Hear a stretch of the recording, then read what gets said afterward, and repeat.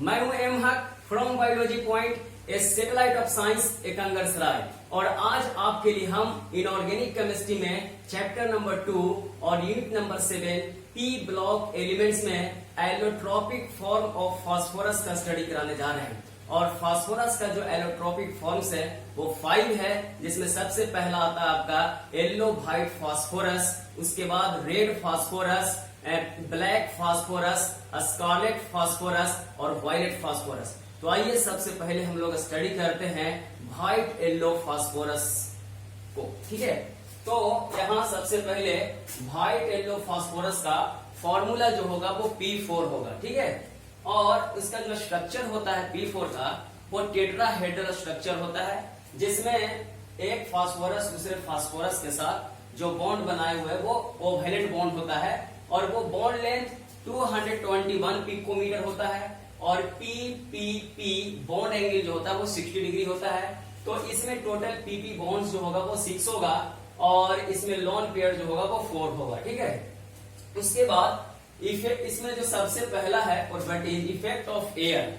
तो effect of air, जब इसको हम एयर के प्रेजेंस में जब इसको लाते हैं तो वो क्या करता है कि ऑक्सीजन के साथ रिएक्शन करके ये व्हाइट फ्यूम उजला धुआं में ये परिवर्तित होता है, ठीक है। तो ये ध्यान में रखना आपको, इसलिए इसको जो है वाटर में हम लोग क्या करते हैं, डाल करके रखते हैं, ठीक है। दूसरा इसका फास्फोरेसेंस, स्फुरदीप्ति, कह रहा है कि जब हम इसको अंधेरा में ह्यूमिड एयर में जब रखते हैं तो ये क्या करता है कि येलो लाइट इमिट करता है, ठीक है। ये ध्यान में रखेंगे। इस घटना को हम लोग बोलते हैं फास्फोरेसेंस बोलते हैं। लिखा हुआ है अद्र वायु के संपर्क में आकर हल्के पीले रंग का प्रकाश देता है, जिसे फास्फोरेसेंस कहते हैं। उसके बाद इसका केमिकल प्रॉपर्टीज यहाँ पे मेंशन किया गया है आपका व्हाइट येलो फास्फोरस का, उसको आप नोट कर सकते हैं।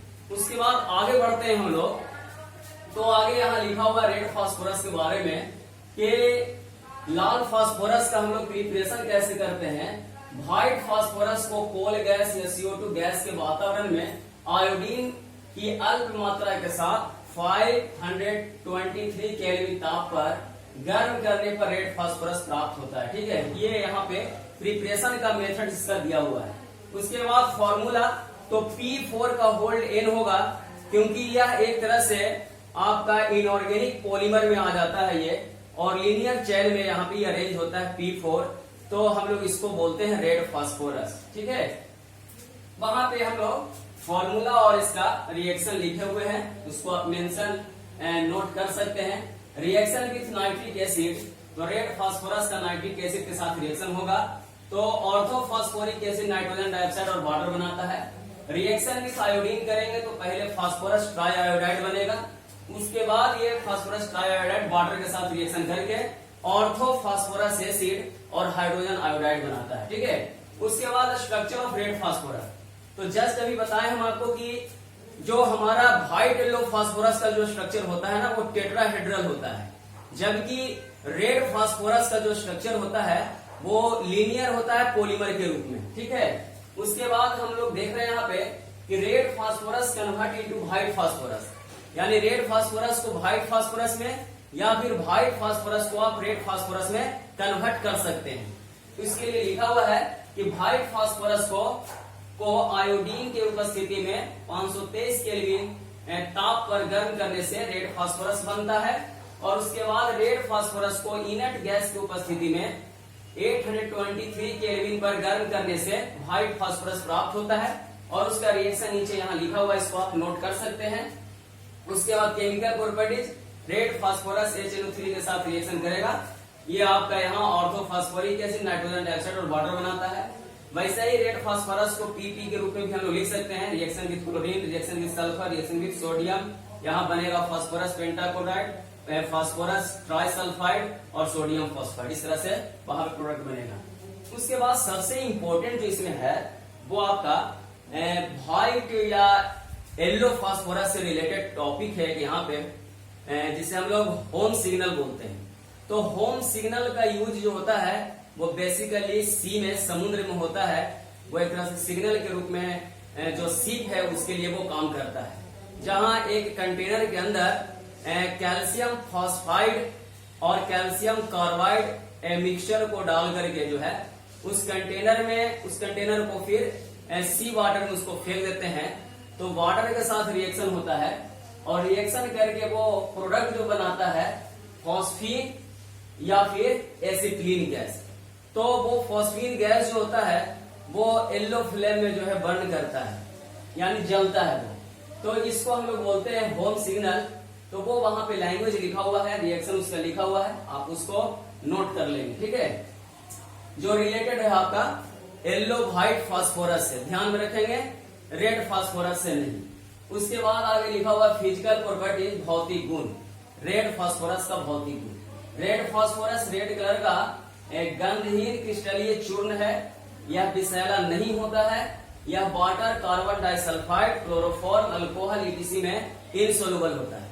जबकि हम लोग जानते हैं, पढ़े हैं ऐसा कि व्हाइट या येलो फास्फोरस जो होता है वो वाटर में इनसोल्युबल होता है, लेकिन कार्बन डाइसल्फाइड में सोल्युबल होता है। जबकि यहाँ रेड फास्फोरस कार्बन डाइसल्फाइड में इनसोल्युबल है। Difference between red phosphorus and white phosphorus, तो यहाँ पे डिफरेंस लिखा हुआ है रेड फास्फोरस और व्हाइट फास्फोरस में। इधर उसका प्रॉपर्टीज है, ये व्हाइट फास्फोरस और ये रेड फास्फोरस। फॉर्मूला P4, एक का P4A। ऑर्डर देखें तो एक में लहसुन जैसी गंध है, गार्लिक, जबकि रेड फास्फोरस आपका ऑर्डरलेस होता है, गंधहीन होता है। कंडक्टिविटी देखा जाए तो व्हाइट फास्फोरस बैड कंडक्टर है, आपका रेड फास्फोरस सेमी कंडक्टर है। फिजियोलॉजिकल इफेक्ट देखिए तो व्हाइट फास्फोरस पॉइजनस होता है, जबकि रेड फास्फोरस नॉन पॉइजनस होता है। Physical state, white phosphorus translucent solid है, पारदर्शक है वो, जबकि रेड फास्फोरस आपका ओपेक होता है, यानी जिसको हम लोग बोलते हैं अपारदर्शक। उसके बाद हार्डनेस, तो व्हाइट फास्फोरस जो है सॉफ्ट होता है, वैक्सी मोम के जैसा सॉफ्ट होता है, जबकि रेड फास्फोरस ब्रिटल भंगूर होता है। एक्शन ऑफ KOH, आपका व्हाइट फास्फोरस KOH के साथ रिएक्शन करके फॉस्फीन बनाता है, जबकि रेड फास्फोरस रिएक्शन नहीं करता है। एक्शन ऑफ Cl2 के साथ ही आसानी से रिएक्शन करके PCl3 PCl5 बनाएगा, जबकि रेड फास्फोरस को हीट देना पड़ेगा तब रिएक्शन होगा। इन डार्क में, अंधेरा में व्हाइट फास्फोरस साइन होता है, साइन चमक जिसको बोलते हैं, जबकि red phosphorus does not shine. इसका जो रिलेटिव डेंसिटी है RD, रिलेटिव डेंसिटी, आपेक्षिक घनत्व, व्हाइट फास्फोरस का 1.83, जबकि रेड फास्फोरस का 2.2 होता है। सोल्युबिलिटी इन CH2 कार्बन डाइसल्फाइड, आपका व्हाइट फास्फोरस सोल्यूबल है, रेड फास्फोरस इनसोल्यूबल है। रिएक्टिविटी, तो व्हाइट फास्फोरस मोर रिएक्टिव होता है, जबकि रेड फास्फोरस लेस रिएक्टिव होता है। मेल्टिंग पॉइंट 317 केल्विन है व्हाइट फास्फोरस का, जबकि रेड फास्फोरस का 773 टू 873 केल्विन होता है। और स्टेबिलिटी, तो जब स्टेबिलिटी पूछा जाएगा तो व्हाइट फास्फोरस जो होता है वो आपका लेस स्टेबल होता है, ध्यान में रखेंगे। लेस स्टेबल होने के कारण ही वो वहां पे मोर रिएक्टिव है, जबकि और सभी फास्फोरस आपका मोर स्टेबल होगा और लेस रिएक्टिव होगा। तो ये ऑब्जेक्टिव क्वेश्चन के लिए पॉइंट ध्यान में रखना है आपको, ठीक है। उसके बाद ब्लैक फास्फोरस है, काला फास्फोरस।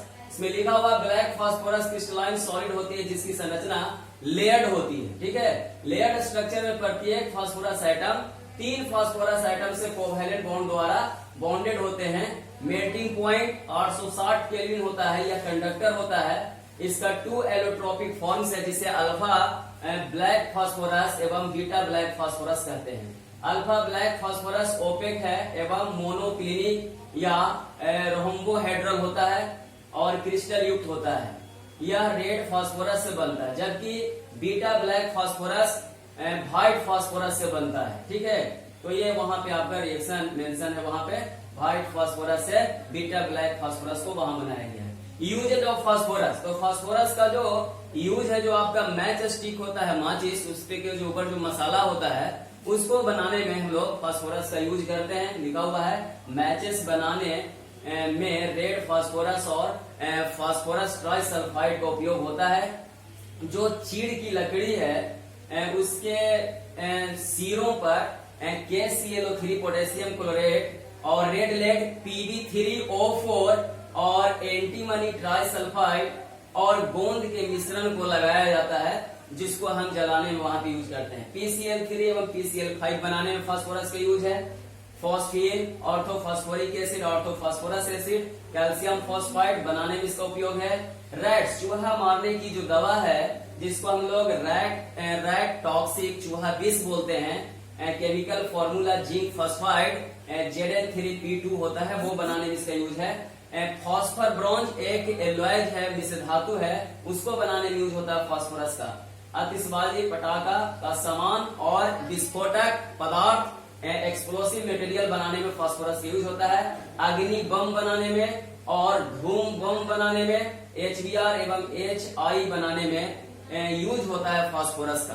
तो ये हमारा फास्फोरस से रिलेटेड टॉपिक है जो बहुत ही इंपॉर्टेंट है ऑब्जेक्टिव क्वेश्चन के लिए किसी भी एंट्रेंस एग्जाम में। ठीक है, तो उसको आप नोट कर लेंगे उस पॉइंट को।